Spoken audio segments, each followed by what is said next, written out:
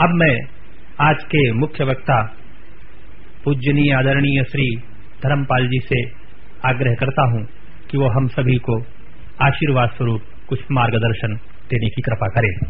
अब शर्मा जी को सुनने के बाद तो मेरी कुछ कहने की हिम्मत नहीं होती, मैं तो कुछ जानता नहीं हूँ।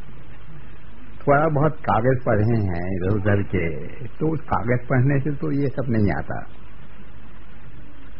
वो सुनने से आता है, बात करने से आता है, या लोगों से परिचय होने से। और मुझे प्रदीप ने कहा कुछ दो तीन महीने पहले कि आप ये शिविर होने वाला है, मैं रहूं तो अच्छा है। तो मुझे भी लगा कि शायद कुछ सुनने को मिलेगा। मैं तो लोगों को जानता ही नहीं, अब 30-35 वर्ष से वो कागजों में थोड़ा डूब गया या आलस्य में डूब गया। कुछ मालूम नहीं है कि लोग क्या सोचते हैं, क्या समझते हैं, क्या कहते हैं, क्या शिकायत है उन्हें आज के संसार से, या शिकायत नहीं है।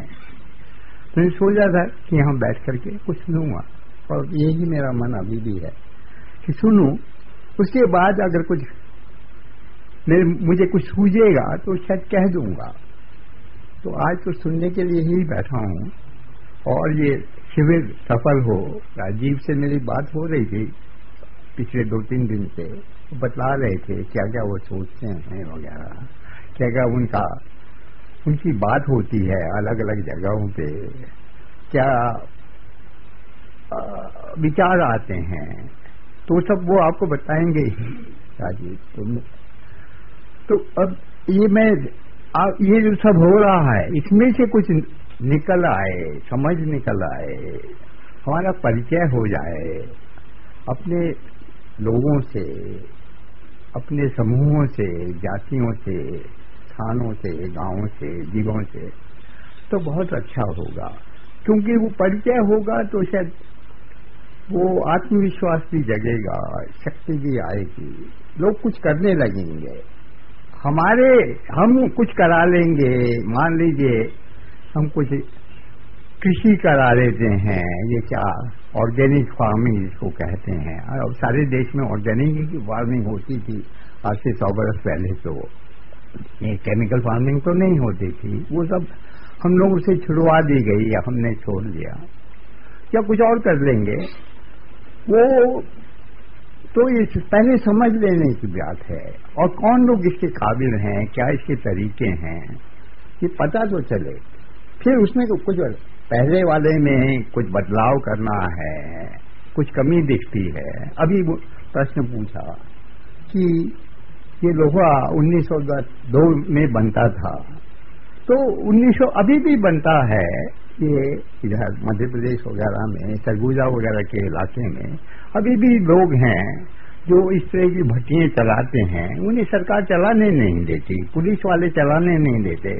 हो सकता है हमारी तरह के समाज सुधारक भी नहीं चलाने देते, कहते होंगे लकड़ी इसमें खराब होती है, आप लोग जानते नहीं हैं, मॉडर्न तरीके तो बहुत बढ़िया होते हैं, ये तो सब पुराना है, इसको छोड़ो, क्यों करते हो। लेकिन ऐसा माना जाता है कि वो लोहा जो बनता था, अभी तक बनता था, वो 200 वर्ष पहले संसार में जितना लोहा बनता था उसमें सबसे ऊंचा था। उसकी क्वालिटी जो थी वो ऊंची थी, और वो अमेरिकन लोग शायद आज भी कुछ ऐसा मानते हैं कि जो उस तरह का लोहा बनता था वो नहीं बना पाते। उनके कुछ लोग आते हैं यहाँ पे अनुसंधान करने, देखने, इस तरह की ये भट्टियां थी, या जो पहले जहाँ लोहा बनता था, जो कुछ बचा है, उस सबको समझने के लिए। तो वो तो हमें करना ही चाहिए था। आप तो इंजीनियर हैं, तो उसे करा ही सकते हैं, इकट्ठा करिए लोगों को। तो ये सब जो हमारे तरीके हैं, अब ये नहीं कि ये सब हमें दोबारा से इनको सबको ही जीवित करना है। जो समझ में आए, जो बचता हो, वो तो करना है, और अपने रास्तों पर चलना है। अब विदेशी रास्तों में कुछ होगा, शायद कुछ गुण होंगे, कुछ काम के होंगे, तो वो कुछ काम के होंगे तो देख लेंगे। लेकिन ऐसे अंधे होकर के नकल करते रहना, जो हम करते हैं, हर चीज में करते हैं, शासन चलाने में करते हैं, व्यवस्थाएं चलाने में करते हैं, शिक्षा देने में करते हैं, वो तो छोड़ने की बात है। और वो ये आप लोग जो हैं और आप लोगों के साथ जो हजारों और लोग होंगे, वो छुड़वा सकें, बदलवा सकें अपने अपने इलाकों में। सारे देश में एक साथ नहीं होगा शायद, जहां जहां भी हो सकता हो। राजीव कहते हैं कर्नाटक में बहुत हिम्मत दिखती है, शक्ति है, समझ है, तो वहां के साधारण मजदूर भी आप लोग जो काम कर रहे हैं उसमें उनकी दिलचस्पी है, तो ऐसा मुझे बता रहे थे।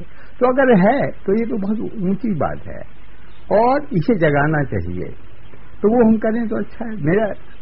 मैं तो यहाँ सुनने के लिए बैठा हूँ, लेकिन ये आप शिविर में ये सब बातें हो सकें, जितनी भी हो सकती हों, और कुछ निर्णय हो सकें तो बहुत ही अच्छा होगा।